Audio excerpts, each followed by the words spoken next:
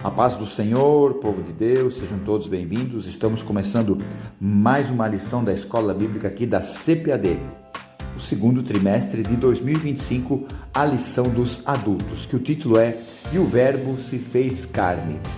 Jesus sob o olhar do apóstolo do amor. Então, neste trimestre, a CPAD está trazendo aí o estudo sobre o Evangelho de João. E hoje estarei aqui comentando a lição número 3, do dia 20 de abril de 2025, a verdadeira adoração. E o texto áureo dessa lição se encontra ali em João, capítulo 4, versículo 24. Deus é Espírito e importa que os que o adorem em Espírito e em verdade. A verdade prática dessa lição é: adorar significa viver em total rendição a Deus, entregando-nos plenamente a Ele. Então a introdução da lição diz que Jesus se encontra ali com a mulher no poço de Samaria. Deus foi pessoalmente transformar a vida dessa mulher numa verdadeira adoradora, numa verdadeira missionária, porque ela saiu dali e foi avisar para a cidade de Samaria que o Messias estava ali. E então diz o texto bíblico que Jesus ficou ali 2 dias em Samaria pregando para toda aquela cidade. E o tópico 1 da lição é o encontro em Samaria. E a parte 1 do tópico 1 diz assim: a necessidade de passar em Samaria. Em João capítulo 4, versículo 4, diz que era necessário passar por Samaria. Essa palavra necessário quer dizer inevitável, falando da necessidade que era para Jesus passar ali. Apesar de haver uma grande divisão entre judeus e samaritanos, Jesus decidiu passar por lá. Ali o texto diz que era Sicar, é onde hoje é a cidade de Nablus, na Cisjordânia. O texto também diz que Jesus saiu da Judéia e foi até Samaria, um espaço mais ou menos, um perímetro mais ou menos de 66 quilômetros, onde eles devem ter levado no máximo 5 horas para percorrer esse caminho a pé. Claro, Jesus sabia quem estaria ali. Haveria um grande encontro. Haveria o encontro da necessidade de Jesus com a necessidade de uma mulher. Deus conhece a necessidade de cada ser humano e Ele sempre faz esses encontros acontecer. Aí depende como o ser humano vai responder a esse encontro com Jesus. A mulher do poço de Samaria começou de uma forma meio negativa, quando Jesus pediu água para ela, e ela disse: como tu sendo judeu, pede para mim água de beber, por causa dessa divisão dos samaritanos e dos judeus. E falando de necessidade, a parte 2 do tópico 1 fala sobre isso, a necessidade do ser humano. A mulher, a sua primeira necessidade era material, ela foi ali buscar água naquele poço. Uma mulher ali naquela região percorria até 3 quilômetros para buscar água. Nesse encontro com Jesus, que foi ao meio-dia, ela deve ter levado mais ou menos 1 hora para chegar ali. E quando Jesus pede água para ela, começa uma conversa que transformaria para sempre a vida dessa mulher. O contexto social dela não era nada bom. Pelo fato de ela ter casado várias vezes, as pessoas tinham ela como uma mulher de má fama. Mas entenda, como eu já falei, ela foi buscar algo material, a sua água, mas ela voltou com a água da vida. Ali no versículo 14, Jesus diz para ela assim, naquela questão da água: aquele que beber da água que eu lhe der, nunca terá sede, porque a água que eu lhe der se fará nele uma fonte a jorrar para a vida eterna. Aleluia, aleluia. A água que Jesus estava oferecendo para ela era muito melhor do que a água que ela foi buscar ali. As nossas necessidades materiais são importantes, mas não são essenciais. O essencial é a nossa necessidade espiritual. Essa que é a grande necessidade do ser humano, a necessidade espiritual. Logo depois, no capítulo 7, no versículo 37 ao 39, Jesus clama ali no meio da festa. Ele diz: se alguém tem sede, venha a mim e beba. Porque diz a Escritura: quem crê em mim, rios de água viva correrão, fluirão do seu ventre. E ele disse isso do quê? do Espírito Santo que haveríamos de receber. Aleluia! A necessidade do ser humano, ainda que em alguns casos a necessidade material parece ser mais importante, ela não é. A necessidade do ser humano é espiritual. E Jesus deu seu maravilhoso Espírito Santo para a necessidade espiritual do ser humano. A parte 3 do tópico 1 diz: o lugar de adoração a Deus. Quando Jesus fala da água que jorraria para a vida eterna, a mulher pede para ele essa água. Então Jesus diz para ela: vai, chama o teu marido. Ela diz: não tenho marido. E Jesus disse: falaste bem, porque tivesse 5 maridos e agora esse que você está não é teu marido. Então ela viu que Jesus era muito mais do que um simples judeu. Ele tinha algo de Deus na vida dele. Por isso que ela diz: vejo que tu és profeta. Isso é, ela viu que Jesus tinha algo a mais com Deus. Ele era um profeta, então ele tinha uma intimidade com Deus, ele tinha uma comunhão com Deus, porque ela viu que ele era um profeta, alguém que tinha algo especial com Deus. Por isso que ela perguntou para Jesus a questão do local certo para adorar. Onde é que é para adorar Jesus?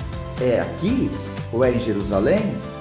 Quando ela diz aqui, ela está se referindo ao Monte Gerizim, devido à divisão de Israel com Judá, ali na época do rei Salomão, que quando ele faleceu, seu filho Robão assumiu o trono, houve a divisão, na parte norte ficou Israel, com capital na Samaria, e a parte sul ficou Judá, com capital em Jerusalém.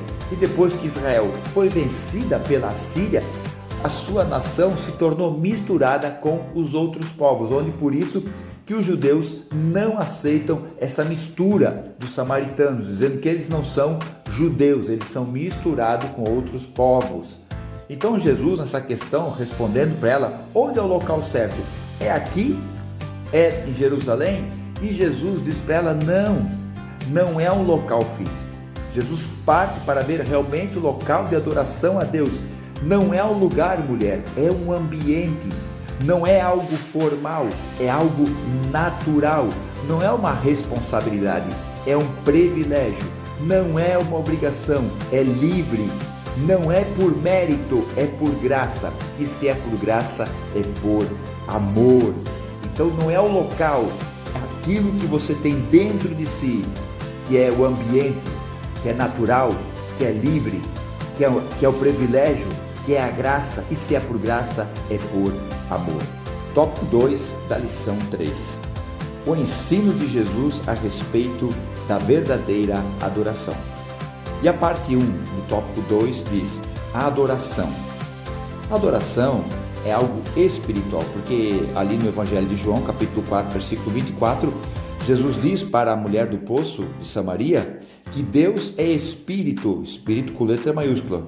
Deus é espírito e é necessário que os que o adorem em espírito e em verdade. Essa palavra adorem quer dizer prestar homenagem, honrar. A ideia é como se você estivesse beijando a mão, se prostrando ou até, dependendo do caso, beijando o chão que a pessoa estivesse.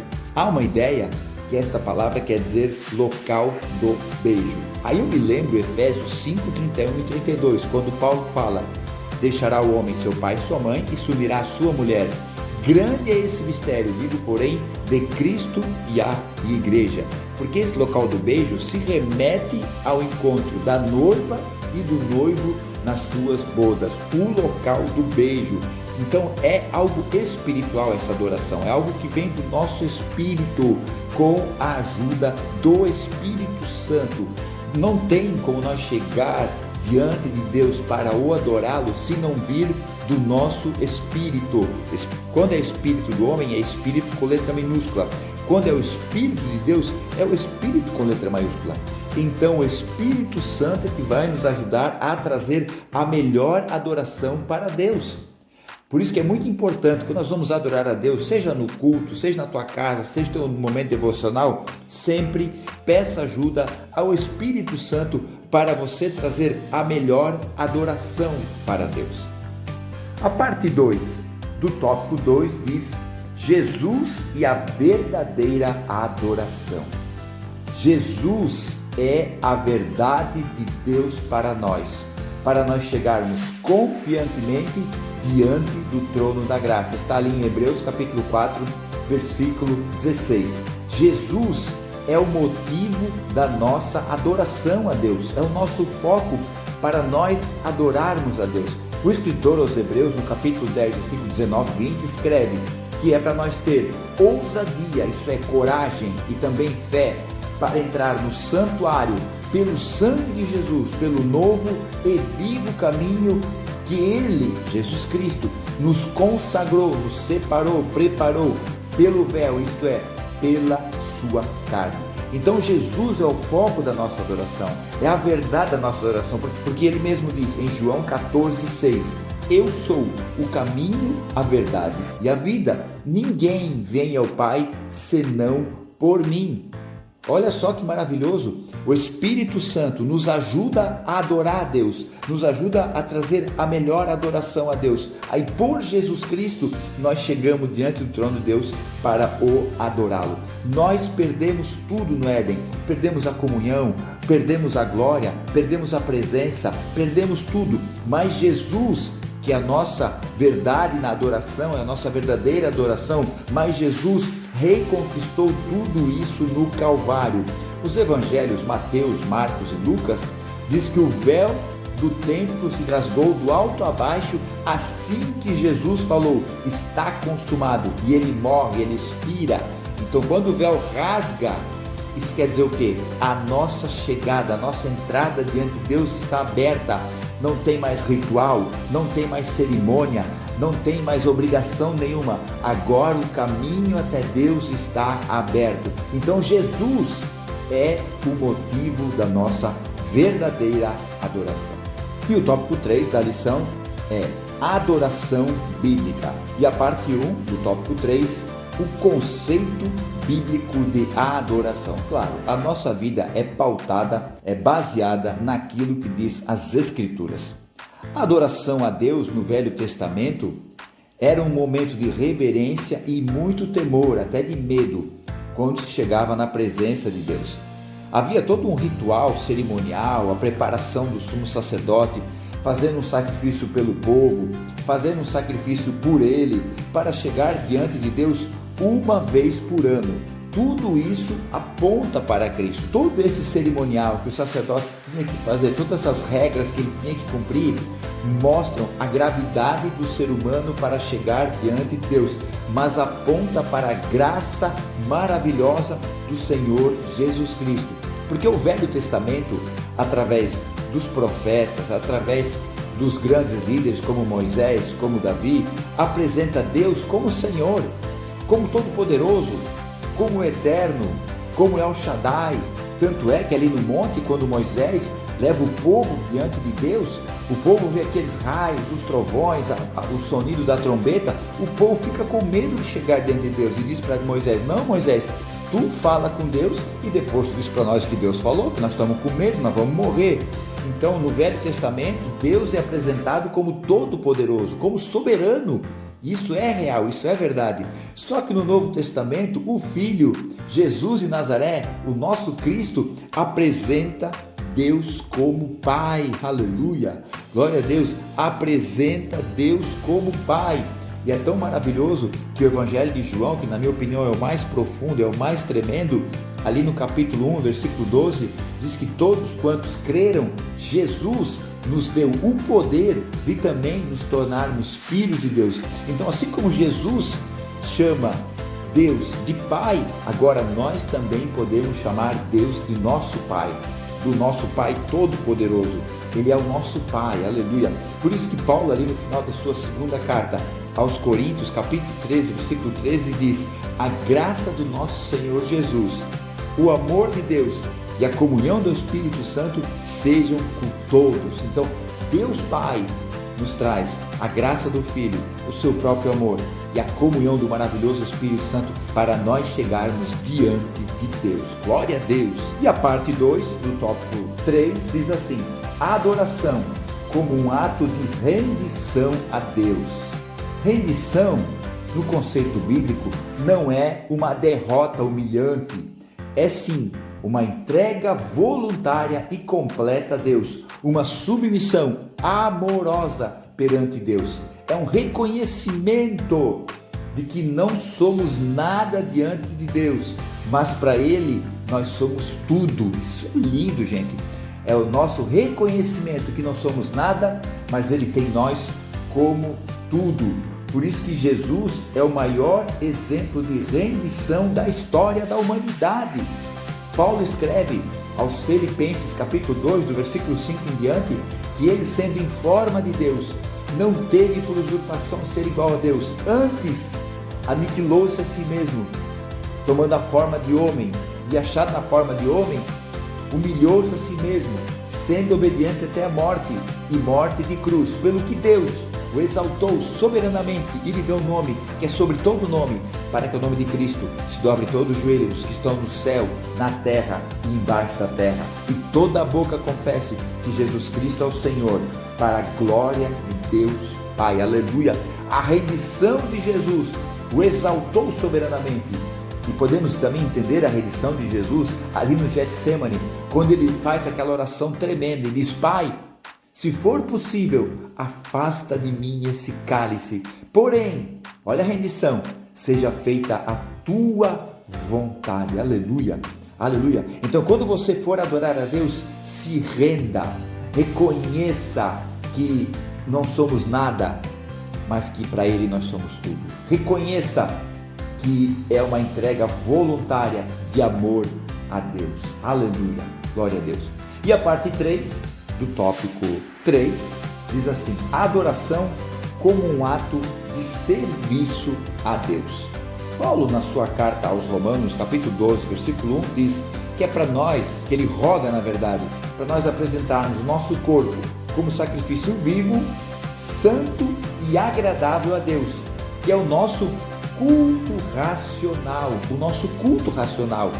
O nosso culto, nós estamos entendendo o que está acontecendo. Nós estamos apresentando, não porque somos obrigados, mas porque nós queremos. Entenda uma coisa: Deus tem 2 planos na vida do ser humano. O primeiro plano é o plano de salvação. E o segundo plano é em prol do reino aqui na terra. Só que tem uma coisa: Deus não te chamou para trabalhar para Ele. Jamais. Deus te chamou para você estar com Ele. A tua comunhão, a tua intimidade com Deus é que vai resultar o teu trabalho para Ele. Aleluia, aleluia. Nós temos o nosso trabalho secular, nós temos a nossa família e nós temos a nossa comunhão com Deus. Então Deus vai nos dar sabedoria para saber fazer a coisa certa, para fazer as coisas da maneira correta. Então entenda, o teu trabalho para Deus também é um momento de adoração, mas não por obrigação. Não como um trabalho secular, que às vezes a gente não está muito bem, é obrigado a estar lá para trabalhar, para prestar o serviço. Mas para Deus é diferente. Tanto é que no céu, gente, no céu, nenhum trabalho vai ser uma fadiga. Nenhum trabalho vai ser maçante. Vai ser um trabalho que você vai fazer com toda a alegria. Porque agora é a alegria do céu, não é a alegria da terra. Aleluia, glória a Deus. E a parte 4 do tópico 3 diz assim: uma experiência interior de adoração. Por isso Jesus falou: adorarão ao Pai em espírito e em verdade, porque o Pai procura os que assim o adorem. Essa palavra procura quer dizer, Deus tem desejo, Ele está investigando a fundo onde estão essas pessoas. Eu entendo que a adoração a Deus na glória, na eternidade, nós nunca vamos chegar nem no 0,01% da perfeição que é a adoração naquele local. Mas como é que Deus procura verdadeiros adoradores em espírito e em verdade, se Ele tem lá anjos lindos, maravilhosos, adorando a Ele? Tanto é que o texto de Apocalipse diz que eles estão lá dia e noite, dizendo: santo, santo, santo é o Senhor dos exércitos. Está entendendo? E Isaías 6 diz que eles falam: santo, santo, santo é o Senhor dos exércitos, toda a terra está cheia da sua glória. Então Deus tem adoração contínua lá na eternidade. Mas como é que Ele procura? Entenda, se dizem que Lúcifer coordenava o coral celestial na eternidade. Então, quando o seu coração se corrompeu, ele não teve atitudes de rebeldia, de revolta, mas a sua adoração já não vinha mais do coração. Está entendendo? Não vinha do coração. Continuava perfeita na questão técnica, falando para os irmãos entender, na questão técnica, na questão da organização, na questão do som, na questão das vozes, continuava perfeita, mas não vinha mais do coração. E eu imagino que Deus pergunta: onde estão os adoradores? Onde estão os adoradores? A adoração aconteceu, mas onde estão os adoradores? Aí me vem lá quando Jesus questionou a tradição dos anciãos, lá em Mateus capítulo 15, versículo 8, onde ele diz: bem falou Isaías de vocês, esse povo me honra com lábios, mas o seu coração está longe de mim. Então Deus está perguntando: onde estão os verdadeiros adoradores? Havia adoração celestial lá? Havia, mas não era mais verdadeira, e Deus está procurando. Então, concluindo a nossa lição de hoje, a adoração a Deus tem que partir de dentro de nós, do nosso próprio ser, para a nossa adoração chegar diante de Deus. Quando perguntaram para Jesus: Senhor, qual é o grande mandamento? Jesus disse, lá em Mateus ele falou: amarás o Senhor teu Deus com todo o teu coração, alma e pensamento. Já em Marcos ele diz: amarás o Senhor teu Deus com todo o teu coração, alma, entendimento e forças. Olha só, primeiro coração e alma. Então começa dentro do ser humano, para depois vir para o entendimento e depois vir para nossas forças. Nós colocar o nosso corpo ali como sacrifício vivo, santo e agradável a Deus, para dar o nosso melhor culto para Ele. Assim como essa mulher do poço de Samaria deu o melhor culto para Deus. Ela foi lá naquela cidade e ela convenceu a todos que o Messias estava com ela naquele poço. E uma mulher que tinha uma vida questionável, que ninguém acreditava, viram que houve uma transformação na vida dela. E foram todos estar ali com Jesus. Aí falaram para ela: não é agora porque tu falaste, agora nós vimos nossos próprios olhos. E eles estavam ali para adorar a Deus. Amém, povo de Deus? Glória a Deus. Amém, povo de Deus? Muito obrigado por ter acompanhado essa lição. No próximo final de semana, no dia 27 de abril, estaremos aqui comentando a lição número 4 da Escola Bíblica Dominical. Jesus, o pão da vida. Amém? Fiquem todos na paz. Deus abençoe. Tchau.